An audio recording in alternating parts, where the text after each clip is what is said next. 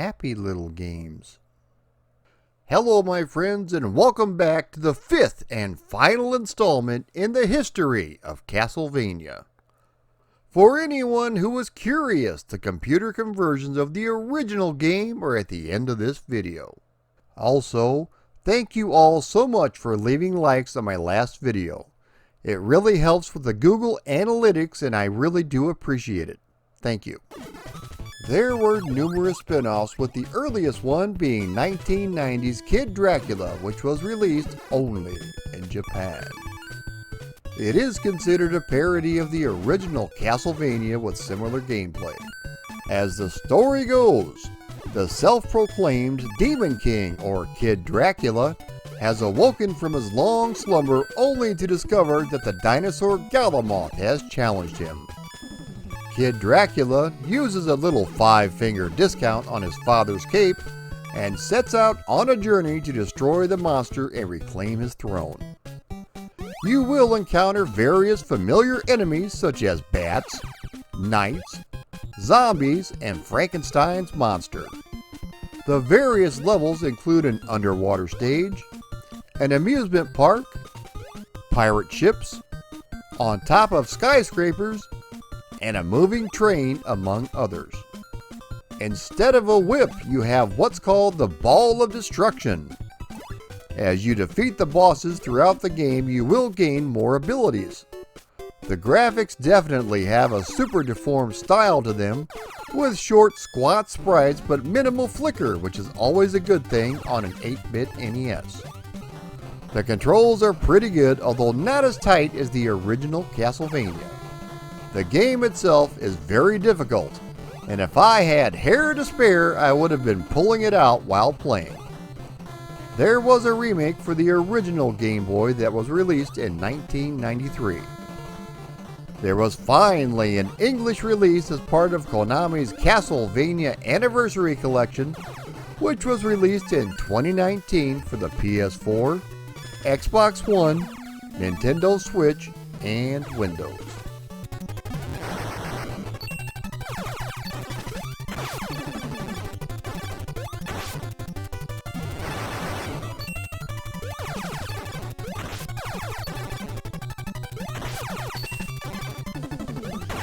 Castlevania Order of Shadows was released in 2007 for various mobile phones. The game features Desmond Belmont as he fights through Transylvania to defeat the evil Rohan Kraus, who was attempting to resurrect Dracula. Thanks to the limited phone technology at the time, this is perhaps the worst Castlevania ever created. The controls, as you could rightly guess, are absolutely horrendous, with you having to use the keypad. For example, you have to push up in order to jump forward. If you let go of up, he will immediately fall to the ground. It's also extremely difficult to climb stairs. Your primary weapon is the Vampire Killer Whip, but it's extremely slow and sluggish when using. Your character will actually pause for a few seconds when using the move, leaving you vulnerable to attacks. There are some light RPG elements, with you gaining XP with the more enemies you kill. This will allow you to unlock various new whips. You can also find secondary weapons littered throughout the game. The graphics are fairly detailed, but the animation is slow and stiff. The music, while nothing phenomenal, is actually pretty good for a 2007 mobile game. Overall, even running it on an emulator, the game just wasn't very fun to play.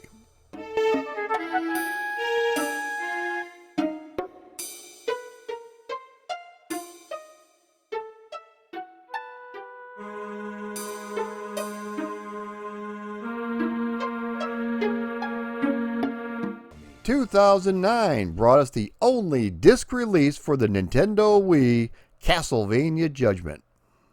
This is a one-on-one fighting game which features a roster of 12 characters across the entire Castlevania timeline.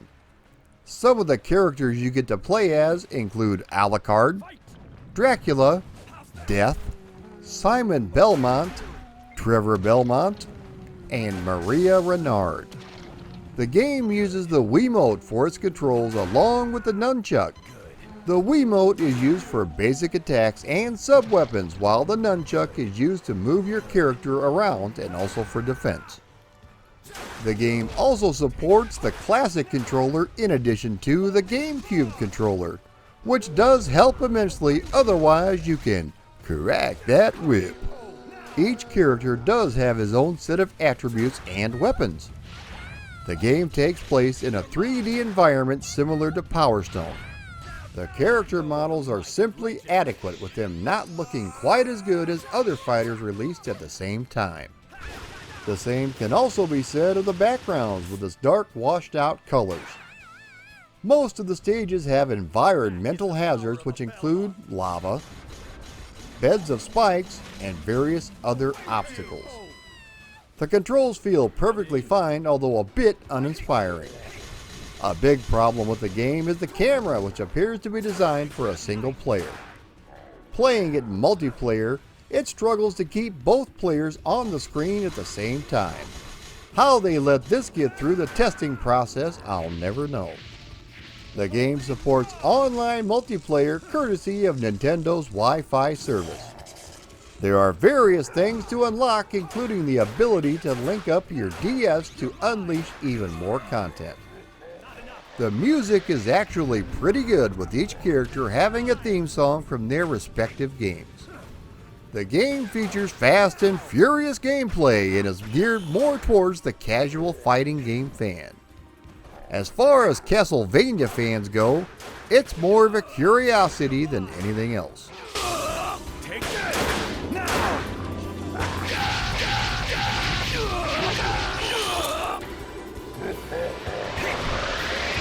There was even a puzzle game entitled Castlevania Puzzle Encore of the Night, which was released for iOS and Android platforms. The gameplay is similar to Puyo Puyo with nice, bright, colorful graphics. You do have a couple of different options, including a story mode and an arcade mode, in which you play as any character from Symphony of the Night.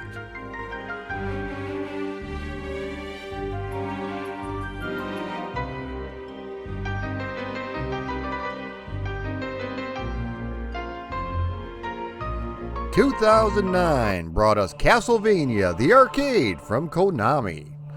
This oversized cabinet was released only in Japan, and there were plans to bring it to the UK, but it only appeared in a few test markets. This is a light gun game, but instead of shooting, you are controlling a virtual whip. You have a button on top to activate the whip, in which you swing to damage enemies, and a button on the bottom to activate your sub-weapons, such as daggers. These do use up hearts, but they can be replenished by whipping the candles. The size of the cabinet is absolutely massive, with both players entering from either side for a nice, dark, immersive experience. From watching the various videos online, the game looks to start in an outside area with skeletons stumbling toward you. The first chapter of the game ends with a boss fight against death at the gates of Dracula's castle. This is a two-player game, and you can select 3 different players, including Vampire Hunter, Lady Gunner, and the Little Witch. I wish I could say I've played this game, but unfortunately I haven't. If you ever get to Japan, be sure and check it out.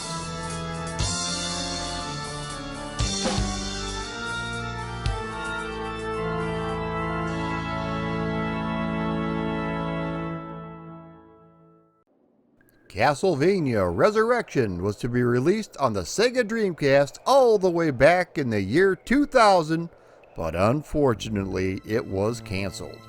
The game was set in the year 1666 and would focus on Sonia Belmont and a new character by the name of Victor Belmont. This was to be a fully 3D Castlevania game, the third in the series after the 2 previous outings on the Nintendo 64. The game was supposed to be more action-oriented than platforming or exploration. The camera had been reworked as well as the aiming controls. Rumor has it that the game was canceled the same day Sony announced the PlayStation 2, essentially putting the nail in the coffin on the Sega Dreamcast. A beta has never been leaked online, although some early footage including the opening CGI animation and concept art did surface on YouTube. Over the years, there have been countless pieces of merchandise available. Everything from t-shirts, Funko Pops, comics, a handheld LCD game, and also incredibly detailed figures from the various games. There are over 25 vinyl record releases of the soundtracks that covered almost all of the games. In 2017, Castlevania made its debut on Netflix as an adult animated series. The project started life as an 80-minute animated movie based around the events of Castlevania III: Dracula's Curse, and follows Trevor Belmont, Alucard, and Sylphia Belnades as they try to stop Dracula from taking over the nation of Wallachia. Warren Ellis wrote the script but could not fit everything he wanted to in such a short time span. The decision was made to break it up into a trilogy of movies and then finally an 8-episode series with the content being geared towards adults. The series features extremely gruesome imagery and is definitely not suited for younger viewers. The presentation is spectacular with dark visuals and excellent music to boot. The series debuted to high numbers on Netflix and by the second season had garnered over 30 million viewers worldwide. The series is currently in its 4th season. Now I couldn't do a Castlevania video without mentioning the game Bloodstained: Ritual of the Night. In 2014, longtime Castlevania producer Koji Igarashi left Konami after disagreements with the company over the direction it was taking. Due to numerous fan requests for another Metroidvania game, he decided to use Kickstarter and raised $5.5 million, the largest crowd-funded video game. This is considered the spiritual successor to Castlevania, and more specifically Symphony of the Night, and just from looking at the gameplay, it's pretty obvious. The graphics are truly a work of art with extremely smooth animation, lots of colors, and very detailed characters and backgrounds. This is a platform game that sees your character explore a number of areas fighting monsters, finding keys, and exploring areas that previously were inaccessible. The gameplay was based on previous Castlevania titles such as Dracula X and of course Symphony of the Night. There are 13 free DLC add-ons including a co-op mode as well as an 8-bit classic mode which looks very similar to the original Castlevania. The game was released for Windows, PS4, Xbox One, Nintendo Switch, iOS, and Android. A companion title, Bloodstained: Curse of the Moon, was also released and is considered a spin-off of the original title.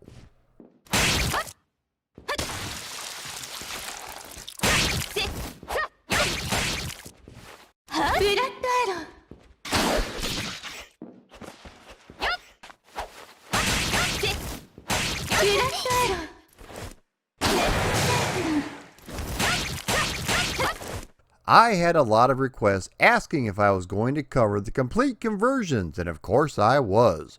But I just wanted to get all of the main games out of the way first. So let's go back to the year 1990 and take a look at the Commodore 64 version. Visually, it's not too bad and looks similar to the NES original, although the sprites are a little bit larger, squatter, and not quite as colorful. One thing I was looking forward to was the music, thanks to the excellent SID chip in the Commodore 64. But unfortunately, that is just not the case. While it's decent, it's just nowhere near the quality of what the good old SID chip is capable of. There is one issue that is prevalent with this port and the Amiga port, and that is there is only one fire button to be used, meaning you have to push up to jump. Most veteran home computer users are used to this type of control scheme, but to activate your sub-weapons you have to hold in the fire button, which totally throws off your timing. It's a decent platformer, although it could have been a whole lot better.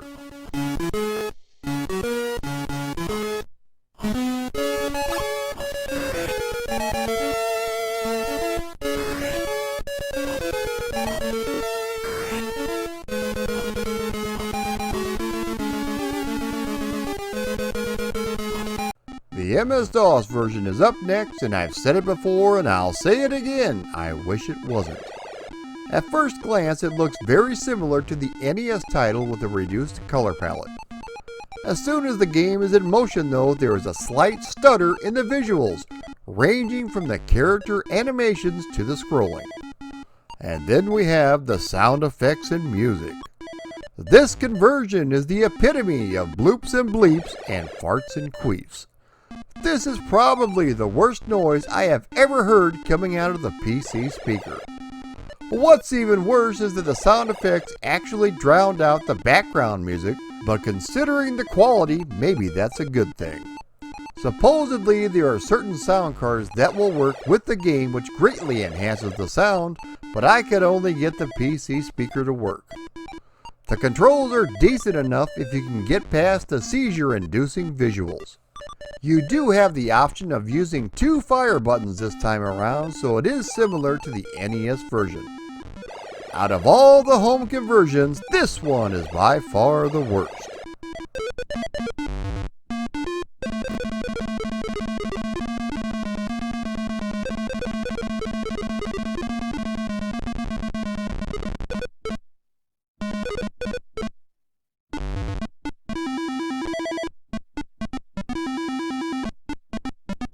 And finally we come to the Amiga version. As a devoted Amiga fan, this was the one I was looking forward to back in 1990, but it just didn't pan out. The graphics have been redesigned to fit on a 320 by 200 screen, which has a higher resolution than the NES original, but the animation and scrolling are once again choppy. It's not as bad as the horrendous MS-DOS version, but not as smooth as the original. The music is really good and much better than the NES in my opinion. The control scheme is exactly the same as the Commodore 64, meaning you only have one fire button to use, so of course sacrifices had to be made. Overall, it's not a bad conversion, but a second fire button and doing something about that jittery scrolling definitely would have helped.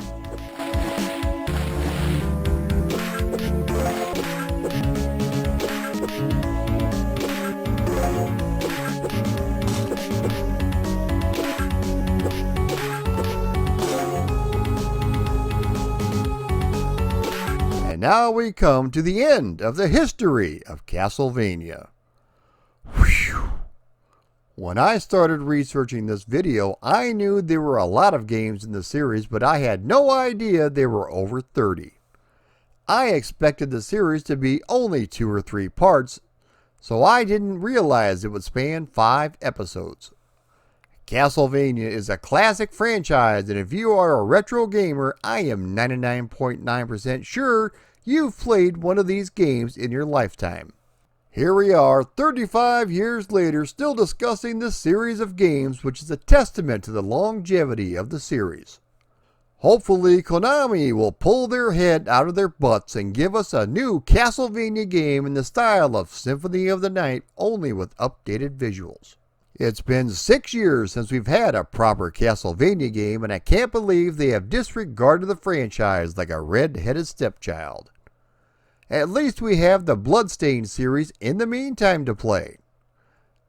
I hope you've enjoyed this series of videos, and if you've never had a chance to take on Dracula, be sure and give this series a chance. You'll be glad you did.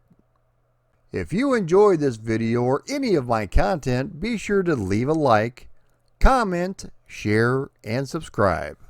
Also, if you'd want to support me on Patreon, please click the link below. Thank you so much for watching.